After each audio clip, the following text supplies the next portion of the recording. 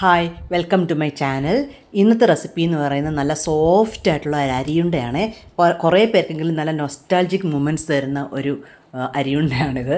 അപ്പോൾ അതായത് കണ്ടോ അതിൻ്റെ സോഫ്റ്റ്നെസ് കണ്ടോ, കൈകൊണ്ട് തൊട്ടപ്പോഴത്തേക്കും തന്നെ ഇങ്ങനെ സോഫ്റ്റായിട്ട് അരിഞ്ഞു പോകുന്ന ടൈപ്പ് അരിയുണ്ടയാണ്. ഇതുണ്ടാക്കാൻ വേണ്ടിയിട്ട് നമ്മൾ എടുക്കേണ്ടത് പുഴുങ്ങലരിയാണ്. അതായത് ചോറ് വെക്കുന്ന മട്ട അരി എന്നാണ് പറയുന്ന അരിയാണ് എടുക്കേണ്ടത്.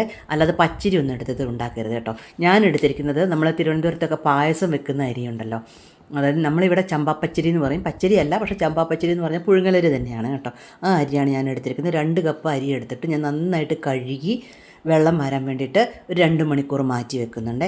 നന്നായിട്ട് വെള്ളം വരുന്ന രീതിയിൽ തന്നെ നമ്മൾ നല്ലൊരു അരിപ്പയിൽ തന്നെ മാറ്റി വെക്കണം കേട്ടോ. 2 മണിക്കൂർ കഴിഞ്ഞപ്പോഴത്തേക്ക് നന്നായിട്ട് വെള്ളമൊക്കെ മാറി കണ്ടോ, ഒരു തരി പോലും വെള്ളമില്ലാതെ എനിക്ക് കിട്ടിയിട്ടുണ്ട്. ഇനി നമുക്കിത് വറുത്തെടുക്കണം. വറുത്തെടുക്കാൻ മാത്രമേ ഉള്ളൂ ഇതിൻ്റെ താമസം കേട്ടോ. ആ ഒരു വറുത്തെടുക്കൽ കഴിഞ്ഞാൽ ഇതിൻ്റെ പ്രോസസ്സ് ഭയങ്കര സിമ്പിളാണ്. അപ്പോൾ അതിന് വേണ്ടിയിട്ട് ഒരു പാൻ വെച്ചിട്ടുണ്ട്. സ്റ്റൗവിലാണെന്നുണ്ടെങ്കിൽ പാൻ ചൂടായതിന് ശേഷം നിങ്ങൾ അരി ഇട്ടാൽ മതി. ഇൻഡക്ഷൻ കുക്കറിൽ പിന്നെ എംറ്റി പാൻ വെക്കാൻ പാടില്ലാത്തതുകൊണ്ട് ഞാൻ അപ്പം തന്നെ അരി അതിലേക്ക് ഇടുവാണ്. എന്നിട്ട് 800-ലോ അല്ലെങ്കിൽ 500-ലോ പവർ സെറ്റ് ചെയ്തിട്ട് അത് വറുക്കാൻ തുടങ്ങാവുന്നതാണ് കേട്ടോ. അപ്പോൾ കണ്ടിന്യൂസ് അങ്ങനെ ഇളക്കണം എന്നൊന്നുമില്ല, ഇടയ്ക്കൊക്കെ ഒന്ന് ഇളക്കി കൊടുത്താൽ മതി. അപ്പോൾ ഇതിന് ഒരു അരിയുടെയും അതുപോലെ സ്റ്റൗവിൻ്റെ ചൂടനുസരിച്ചിട്ടൊക്കെ പാനിൻ്റെ പ്രത്യേകതകളനുസരിച്ചിട്ടൊക്കെ ഒരു 15-18 മിനിറ്റ് വരെയൊക്കെ ഈ 2 കപ്പ് അരി വറുത്തെടുക്കാൻ വേണ്ടി വരും കേട്ടോ. പിന്നെ ഇത് പണ്ട് ഉരലിലിടിച്ച് വറുത്ത അരിയും തേങ്ങയും ശർക്കരയും കൂടെ ഉരലിലിടിച്ചിട്ട് കഴിച്ചിട്ടുള്ള എത്ര പേരുണ്ട്? ഉരലിടിക്കുമ്പോൾ തന്നെ ഇങ്ങനെ സൈഡിൽ കൂടെ പൊങ്ങി വരുമ്പോൾ വാരി എടുത്ത് കഴിച്ചിട്ടുള്ളവരൊക്കെ ഉണ്ടോ? അപ്പം ശരിക്കും പറഞ്ഞാൽ ഞങ്ങളുടെ തറവാട്ടിലൊക്കെ ഉണ്ടാക്കുമ്പോഴത്തേക്കും തന്നെ ഇത് അപ്പോൾ തന്നെ എടുത്ത് കഴിക്കാറുണ്ട് കേട്ടോ. ഇതത് 1 മിനിറ്റ് കഴിഞ്ഞതേ ഉള്ളൂ കേട്ടോ. 1 മിനിറ്റ് കഴിഞ്ഞപ്പോഴത്തേക്കും എന്താ കുറച്ച് നല്ല ഡ്രൈ ആയി വന്നിട്ടുണ്ട്. ഇനി അത് 7 മിനിറ്റ് കഴിഞ്ഞപ്പോഴത്തേക്കും ഇങ്ങനെ ആയിട്ടുണ്ട്. ചെറുതായിട്ട് കളറൊക്കെ ഒന്ന് മാറി തുടങ്ങിയിട്ടുണ്ട്. പിന്നെ ഒന്ന് ഇടയ്ക്കൊന്ന് ഈ അരി കടിച്ചു നോക്കണം കേട്ടോ. അപ്പോൾ ഒന്നിങ്ങനെ അതിൻ്റെ വെള്ളം ഉള്ളിലുള്ളത് നമുക്ക് ഫീൽ ചെയ്യുമല്ലോ. വെള്ളം തീരെ ഉണ്ടാവാൻ പാടില്ല, കടിച്ച് പൊട്ടുന്ന രീതിയിലാവുന്നത് വരെയാണ് ഇത് വറുത്തെടുക്കേണ്ടത്. അപ്പം ഇനി ഒരു 10 മിനിറ്റ് കഴിയുമ്പോഴത്തേക്കും കുറച്ചും കൂടെ ക്രിസ്പി ആയിട്ടുണ്ട്. അത് ഞാൻ തൊട്ട് നോക്കുന്നുണ്ട്, കടിച്ചു നോക്കുന്നുണ്ട് കേട്ടോ. ഓരോ അരി എടുത്തിട്ട് ഞാൻ ഒന്ന് കടിച്ചു നോക്കുന്നുണ്ട്. നല്ല ക്രിസ്പി ആയിട്ട് വരുന്നുണ്ട്. എന്നാലും ഞാനൊരു 17 മിനിറ്റ് വരെയൊക്കെ അത് വറുത്തെടുക്കുന്നുണ്ട് കേട്ടോ. അപ്പോൾ നല്ല കറുമുറാന്ന് പൊട്ടിത്തെറിക്കുന്ന ഒച്ച കേൾക്കും. ആ ഒച്ച കേൾക്കുന്നത് വരെയും ഒന്ന് നമ്മൾ വറുത്തുകൊണ്ടിരിക്കണം കേട്ടോ. ഇതാ അപ്പോൾ നല്ലതായിട്ട് തന്നെ വറുത്ത് വരുന്നുണ്ട്. ഒരു അരിയുടെ കളർ അനുസരിച്ചിട്ട് കുറച്ചും കൂടെ ചിലപ്പോൾ കളർ വരുമായിരിക്കും കേട്ടോ. എൻ്റെ അരിക്ക് അത്ര കളർ വന്നിട്ടില്ല, എന്നാലും പൊടിച്ച് വരുമ്പോൾ ശർക്കരയെല്ലാം കൂടെ ചേർത്ത് വരുമ്പോൾ എനിക്ക് കളർ കിട്ടുന്നുണ്ട്. അപ്പോൾ അത് നന്നായിട്ട് വറുത്തു. ഇനിയിപ്പോൾ അത് ഓഫാക്കി ഇടാൻ പോവുകയാണേ. കരിഞ്ഞു പോകാതെ പ്രത്യേകം ശ്രദ്ധിക്കണം കേട്ടോ. ഓഫാക്കി ഇട്ട് കഴിഞ്ഞ് നമ്മൾ സ്റ്റൗവിൽ നിന്ന് മാറ്റി വെച്ച് തണുക്കാനായിട്ട് വെക്കണം. തണുത്ത് കഴിഞ്ഞ് മാത്രമേ മിക്സിയിലിട്ട് പൊടിക്കാൻ പാടുള്ളൂ. പിന്നെ ഇതങ്ങ് മാറ്റി വെക്കാം. പിന്നെ ഏലക്കായൊക്കെ വേണമെന്നുള്ളവർ മാത്രം ഇട്ടാൽ മതി. ഏലക്കായ ഇഷ്ടമില്ലാത്തവരൊന്നും ഏലക്കായ ഒന്നും ചേർക്കാൻ പോകരുതേ. എനിക്ക് കുറച്ച് ഏലക്കായ ഇടാൻ തോന്നിയതുകൊണ്ട് ഞാൻ കുറച്ച് ഏലക്കായ ഇട്ടിട്ടുണ്ട്. അല്ലാന്നുണ്ടെങ്കിൽ 2-3 ഏലക്കായ ഇട്ടാലും മതി കേട്ടോ. അപ്പോൾ ഞാനത് സ്റ്റൗവിൽ നിന്ന് മാറ്റി തണുക്കാനായിട്ട് വെച്ചിട്ടുണ്ട്. ഇനി ഏലക്കായയുടെ തോലൊക്കെ വിഷമാണെന്ന് പറയുന്നതുകൊണ്ട് തന്നെ ഞാൻ ആദ്യം തോല് മാറ്റുന്നുണ്ട്. തോല് മാറ്റാൻ വേണ്ടിയിട്ട് ഈ മിക്സിയുടെ ജാറൊക്കെ നന്നായിട്ട് ഉണക്കി വേണം എടുക്കാനായിട്ട് കേട്ടോ. നനഞ്ഞതിലൊന്നും എടുക്കരുതേ. അതിലേക്ക് ഒന്ന് ജസ്റ്റ് ഒന്ന് പൾസ് ബട്ടൺ പ്രസ് ചെയ്തെടുത്തു. അപ്പോൾ അരഞ്ഞു പോകരുത്. തോല് മാത്രം ഒന്ന് സെപ്പറേറ്റ് ചെയ്തെടുക്കാൻ വേണ്ടിയിട്ടാണ് ഇങ്ങനെ ചെയ്തിട്ടുള്ളത്. ഇതിനു മുമ്പ് ഞാൻ 1-2 വീഡിയോയിലൊക്കെ ഞാനിത് കാണിച്ചിട്ടുണ്ട്, ചക്ക വരട്ടിയുടെ വീഡിയോയിലൊക്കെ. അപ്പോൾ ഇങ്ങനെ മാറ്റിയെടുത്തിട്ടുണ്ട്. തോലൊക്കെ കളഞ്ഞു. ഇനി തിരിച്ച് ഏലക്കായൊക്കെ അതിലേക്ക് തന്നെ എടുത്ത് മിക്സിയിലേക്ക് തന്നെ തിരിച്ചിടുന്നുണ്ട്, ജാറിലേക്ക്. എന്നിട്ട് അരിയുടെ കൂടെ തന്നെ അങ്ങ് പൊടിച്ചാൽ മതി. അല്ലാന്നുണ്ടെങ്കിൽ ഇത് മാത്രം പൊടിഞ്ഞ് കിട്ടാൻ പ്രയാസമായിരിക്കുമല്ലോ.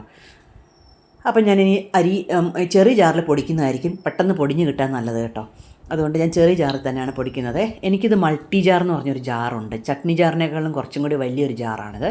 എന്നാൽ മറ്റേ പൊടിക്കുന്ന ജാറിൻ്റെ അത്രയും വലിപ്പമില്ല. അങ്ങനത്തെ ഒരു ജാറാണ്. ഈ പാനസോണിക് മിക്സിക്ക് അങ്ങനെ ഒരു ജാറുണ്ട്. അപ്പോൾ ഞാനത് അതിലേക്ക് ഇട്ടിട്ടാണ് പൊടിച്ചെടുക്കുന്നത്. മുഴുവനും ഇട്ടിട്ടില്ല, ഒരു പകുതി ഭാഗം ഇട്ട് പൊടിച്ച് 2ആയിട്ടാണ് ഞാനിത് പൊടിച്ചെടുക്കുന്നത്. അപ്പോൾ നന്നായിട്ട് പൊടിച്ചെടുക്കണം കേട്ടോ. അരി നല്ല നൈസായിട്ട് തന്നെ പൊടിച്ചെടുക്കണം. അപ്പം അത് കഴിഞ്ഞിട്ട് ഒരു പാത്രത്തിലേക്ക് മാറ്റി വെക്കാം നമുക്ക്. ഇത് മുഴുവനും നിന്ന് ഉണ്ടാക്കാനൊന്നും പറ്റണമെന്നില്ല. പിറ്റേ ദിവസം ഉണ്ടാക്കിയാലും മതി. അല്ല എന്നുണ്ടെങ്കിൽ അരിയെല്ലാം പൊടിച്ച് വെച്ച് ഒരു ദിവസം ചെയ്തതിന് ശേഷം ബാക്കി പ്രോസസ്സ് പിറ്റേ ദിവസം ചെയ്താലും മതി. എല്ലാം കൂടെ ഒരുമിച്ച് ചെയ്യാൻ പറ്റുന്നില്ല എന്നുള്ളവർക്ക് അങ്ങനെയും ചെയ്യാവുന്നതാണ് കേട്ടോ. കാരണം ഈ വറുത്ത അരി നമുക്ക് പുറത്ത് തന്നെ സൂക്ഷിക്കാവുന്നതാണ്. ഫ്രിഡ്ജിൽ തന്നെ വെക്കണമെന്നൊന്നും ഇല്ലല്ലോ. അത് എത്ര ദിവസം വേണമെങ്കിലും കേടുകൂടാതെ ഇരിക്കുകയും ചെയ്തോളും വറുത്ത അരി.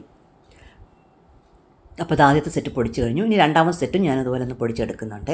അപ്പോൾ ഈ ആദ്യത്തെ സെറ്റിൽ മാത്രമേ ഏലക്കായ വന്നിട്ടുള്ളൂ. അപ്പോൾ 2ാമത്തെ സെറ്റ് പൊടിച്ചതിന് ശേഷം ഞാൻ എല്ലാ അരിയും കൂടെ ഒന്ന് മിക്സ് ചെയ്ത് വെക്കുന്നുണ്ട്. അല്ലാന്നുണ്ടെങ്കിൽ ഏലക്കായ ഒരു സെറ്റിൽ മാത്രം ആയിപ്പോവും. അപ്പോൾ 2 സെറ്റും റെഡിയായി. ഇനി ഞാനത് ഒന്ന് മിക്സ് ചെയ്യാൻ പോവാണേ. ഏലക്കായ എല്ലായിടത്തും ഒരുപോലെ ആവാൻ വേണ്ടിയിട്ട്. ഇനി ഇന്ന് ആവശ്യമുള്ളത് മാത്രം വേണമെങ്കിൽ എടുത്തിട്ട് ഉണ്ടാക്കിയാലും മതി കേട്ടോ. അപ്പോൾ അതിനനുസരിച്ച് ചെയ്താലും മതി. പിന്നെ ഇത് ഉണ്ടാക്കി കഴിഞ്ഞാൽ അധികം ദിവസം വെച്ചേക്കാൻ പറ്റത്തില്ല. അത് ഞാൻ ആ രീതിയിലാണ് ഉണ്ടാക്കുന്നത്. ഒരു ദിവസം മാത്രം കഴിക്കാൻ പറ്റുള്ളൂ. അല്ലാന്നുണ്ടെങ്കിൽ ഫ്രിഡ്ജിൽ എടുത്ത് വെച്ചിട്ട് ഞാൻ എന്ത് ചെയ്യുന്നു വെച്ചാൽ ദിവസം രാവിലെ ആകുമ്പോഴത്തേക്കും 2-3 എടുത്ത് പുറത്ത് വെക്കും. വൈകുന്നേരത്തിനുള്ളിൽ അത് കഴിച്ച് തീർക്കും. പിറ്റേ ദിവസം രാവിലെ എടുക്കും 2-3 പുറത്ത് വെക്കും. ചൂടാക്കാനൊന്നും പറ്റില്ല കേട്ടോ. അത് ഉണ്ടാക്കി കഴിഞ്ഞ് കഴിഞ്ഞാൽ പുറത്ത് വെച്ചിട്ട് തണുപ്പ് മാറിയിട്ട് കഴിക്കാവുന്നതാണ്. ഒരു ടേസ്റ്റ് വ്യത്യാസം ഉണ്ടാവാറില്ല. പക്ഷേ 2-3 ദിവസത്തിൽ കൂടുതൽ വെച്ചേക്കരുതേ. അതുകൊണ്ടാണ് ഞാൻ പറഞ്ഞ അരി പൊടിച്ച് വെച്ചതിന് ശേഷം നമ്മൾ പിന്നീട് ആവശ്യമുള്ളപ്പോൾ മിക്സ് ചെയ്തിട്ടാൽ മതി. അപ്പോൾ ഞാൻ 1 കപ്പ് അരിക്ക് ഒരു 1.5 കപ്പ് തേങ്ങയാണ് ഞാനിപ്പോൾ ഇട്ടത് മിക്സിയുടെ ജാറിലേക്ക്. 1.5 കപ്പ് തേങ്ങ ഇട്ടിട്ട് 1 കപ്പോളം ശർക്കര പൊടിച്ചതാണ് ഇടേണ്ടത്. നമ്മൾ ശർക്കര പൊടിച്ച് തന്നെ ഇടണം, അല്ലെങ്കിൽ മിക്സിയിലിടുമ്പോൾ കേടായിപ്പോൾ. അപ്പോൾ ഇപ്പോൾ ഞാൻ മിക്സിയുടെ ജാറിലേക്ക് ഇട്ടത് വലിയ മിക്സിയുടെ ജാറ് തന്നെയാണ് എടുത്തിരിക്കുന്നത്. ഇപ്പം അതിലേക്ക് 1.5 കപ്പ് തേങ്ങയും 1 കപ്പ് ശർക്കരയും കൂടെ എടുത്ത് ഒന്ന് നന്നായിട്ട് മിക്സ് ചെയ്തെടുത്തിട്ടുണ്ട്. കണ്ടോ, അരയത്തൊന്നുമില്ല, നന്നായിട്ടൊന്ന് മിക്സായി, അത്രേ ഉള്ളൂ. ഇനിയാണ് അതിലേക്ക് 1 കപ്പ് അരിയാണ് ഇടുന്നത്. 1 കപ്പ് അരി പൊടിക്കാൻ വേണ്ടി ഞാൻ ചെറിയ ജാറാണ് എടുത്തത്. പക്ഷേ ഇപ്പോൾ ഞാൻ വലിയ ജാറ് തന്നെ എടുക്കണം, കാരണം എല്ലാം കൂടി ഇട്ടിട്ട് മിക്സ് ചെയ്യേണ്ടത് കൊണ്ടാണ്. അപ്പോൾ 1 കപ്പ് അരിപ്പൊടിയും കൂടി ഇട്ടു. അപ്പോൾ 1.5 കപ്പ് തേങ്ങ, 1 കപ്പ് ശർക്കര, 1 കപ്പ് അരി. ഇതൊക്കെ അളവ് നിങ്ങൾക്ക് ഇഷ്ടമനുസരിച്ചിട്ട് മാറ്റിയെടുക്കാം കേട്ടോ. തേങ്ങയുടെ ശർക്കരയുടെ ഒക്കെ മധുരം ഇഷ്ടമുള്ളവർക്ക് അതിനനുസരിച്ചിട്ട് എടുക്കാം. നന്നായിട്ട് അരച്ചെടുത്തിട്ടുണ്ട്. ഇപ്പോൾ നോക്കുമ്പോഴത്തേക്കും നിങ്ങൾ നോക്കണം, എല്ലാം കൂടെ നന്നായിട്ട് മിക്സ് ആയിട്ടില്ല എന്നുണ്ടെങ്കിൽ ഒന്നും കൂടെ ഒന്ന് സ്പൂൺ കൊണ്ടോ മറ്റോ ഒന്ന് ഇളക്കി കൊടുത്തിട്ട് ഒന്നുകൂടെ ഒന്ന് അടിച്ചെടുക്കാവുന്നതാണേ. ഇത്രയേ ഉള്ളൂ. എന്ത് എളുപ്പമുണ്ടെന്ന് നോക്കിയേ അരിയുണ്ട ഉണ്ടാക്കാനായിട്ട്. അപ്പോൾ അരി വറുത്ത് നേരത്തെ നമ്മൾ വെക്കുകയാണെന്നുണ്ടെങ്കിൽ ഇത് വളരെ സിമ്പിളായിട്ട് നമുക്ക് അപ്പോഴേ ഉണ്ടാക്കിയെടുക്കാവുന്നതാണ്. പെട്ടെന്ന് തന്നെ ശർക്കരയും തേങ്ങയും ഉണ്ടെന്നുണ്ടെങ്കിൽ കണ്ടോ, ശർക്കര ഉരുക്കാനൊന്നും സമയം കളയണ്ട. നല്ല ടേസ്റ്റി ആയിട്ടുള്ള അരിയുണ്ട ഉണ്ടാക്കാൻ പറ്റും. ഇങ്ങനെ എത്ര പേര് ഉണ്ടാക്കുന്നുണ്ടെന്ന് കമൻറ്റ് ചെയ്യണേ. ശർക്കര ഉരുക്കി ഉണ്ടാക്കുകയാണെന്നുണ്ടെങ്കിൽ കുറച്ചുകൂടെ കട്ടിയായി പോവും.